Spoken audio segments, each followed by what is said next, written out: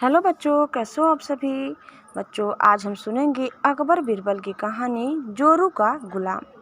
एक बार की बात है, राजा अकबर व बीरबल दरबार में बैठे कुछ अहम मामलों पर चर्चा कर रहे थे। तभी बीरबल ने अकबर से कहा, मुझे लगता है कि ज़्यादातर पुरुष जोरू के गुलाम होते हैं और अपनी पत्नियों से डर कर रहते हैं। बीरबल की यह बात राजा को बिल्कुल भी पसंद न आई। उन्होंने इस बात का विरोध किया। इस पर बीरबल भी अपनी बात मनवाने पर अड़ गए। उन्होंने राजा से कहा कि वे अपनी बात को सिद्ध कर सकते हैं, मगर इसके लिए राजा को प्रजा के बीच एक आदेश जारी करवाना होगा। वह आदेश यह था कि जिस पुरुष के अपनी पत्नी से डरने की बात सामने आएगी, उसे दरबार में एक मुर्गी जमा करानी होगी। राजा बीरबल की इस बात पर तैयार हो गए।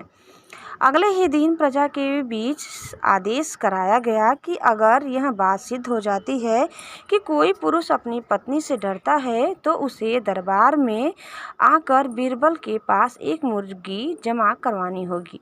फिर क्या था, देखते ही देखते बीरबल के पास ढेरों मुर्गियां इकट्ठा हो गई और सैकड़ों मुर्गियां महल के बीच में घूमने लगी।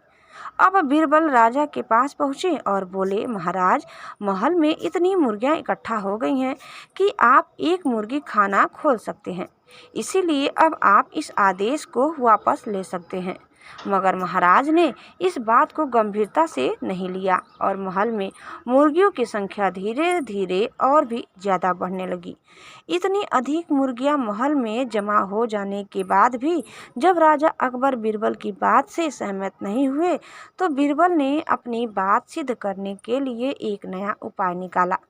एक दिन बीरबल राजा के पास गए और बोले, महाराज, मैंने सुना है कि पड़ोस के राज्य में एक बहुत की ही खूबसूरत राजकुमारी रहती है।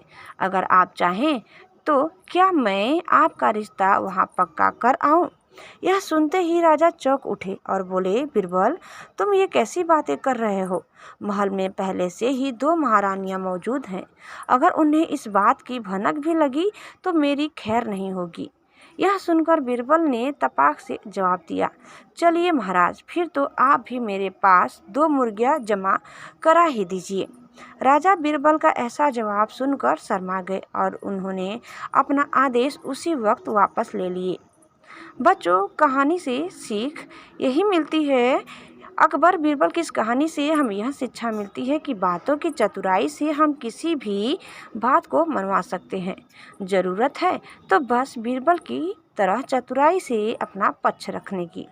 उम्मीद करते हैं कि आपको हमारी आज की यह कहानी ज़रूर पसंद आई होगी। आपको कैसा लगा ज़रूर बताइए कमेंट करके, और चैनल में नए हैं तो लाइक शेयर सब्सक्राइब करना न भूलें।